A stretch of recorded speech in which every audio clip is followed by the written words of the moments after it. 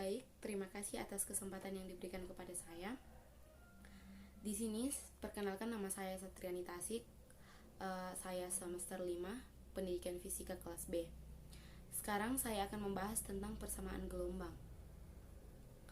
Jadi, kita ketahui bahwa persamaan gelombang adalah orde kedua yang penting linear persamaan diferensial parsial untuk deskripsi gelombang, seperti mereka terjadi pada fisik klasik seperti gelombang mekanik, atau misalnya air gelombang, gelombang udara, gelombang seismik, atau cahaya gelombang. Ini muncul di bidang seperti akustik, elektromagnetik, dan dinamika fluida. Next, persamaan gelombang. Persamaan gelombang dalam satu dimensi bisa kita rumuskan sebagai berikut. Boleh dilihat, A kuadrat dikali U per AT kuadrat sama dengan C kuadrat dikali A kuadrat kali U per AX kuadrat. Persamaan ini biasanya digambarkan hanya memiliki satu dimensi ruang atau X.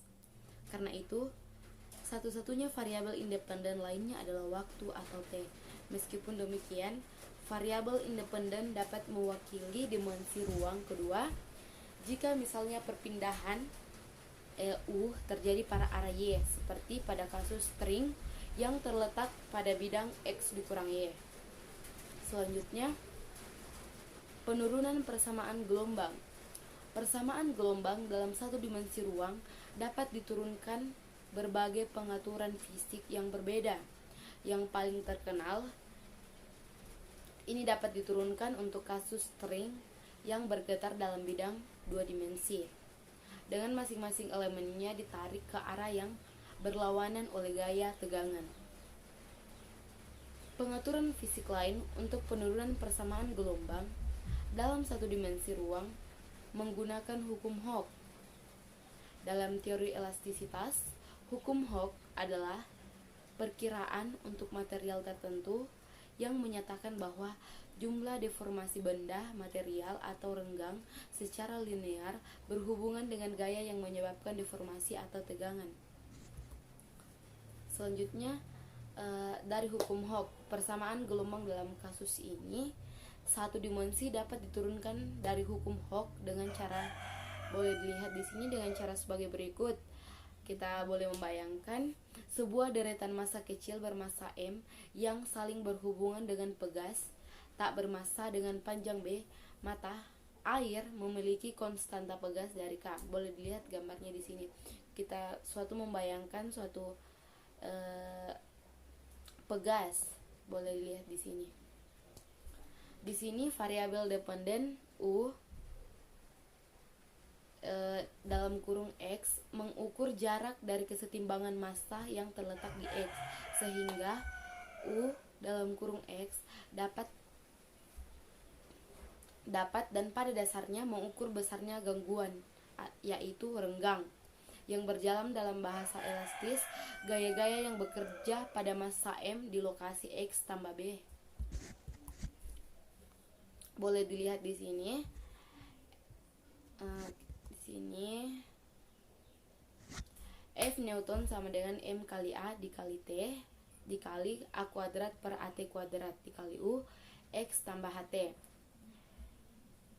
V Hooke sama dengan Vx ditambah 2H dikurang Vx sama dengan K dikali U kali X tambah 2HT dikurang U dikali X tambah HT dikurang K dikali U dikali X tambah HT dikurang U dikali XT.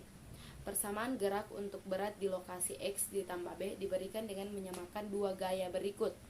A kuadrat per AT kuadrat dikali U dikali X tambah HT sama dengan K per M. U dikali X tambah 2HT dikali U X tambah HT dikali U X tambah HT ditambah U X AT, di mana ketergantungan waktu atau X telah dibuat eksplisit. Jika larik bobot terdiri dari N bobot yang diberi jarak netral sepanjang L sama dengan NB massa, total M sama dengan NM, dan konstanta pegas total larik K sama dengan K kecil per N. Kita dapat menulis persamaan di atas. sebagai berikut.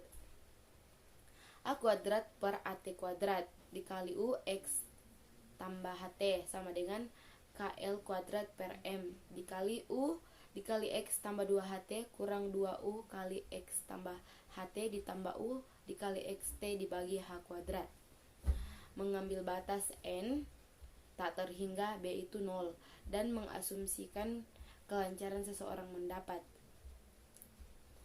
A kuadrat dikali U dikali XT dibagi A T kuadrat sama dengan KL kuadrat dibagi M dikali A kuadrat kali U kali XT dibagi AT kuadrat yang berasal dari definisi turunan kedua.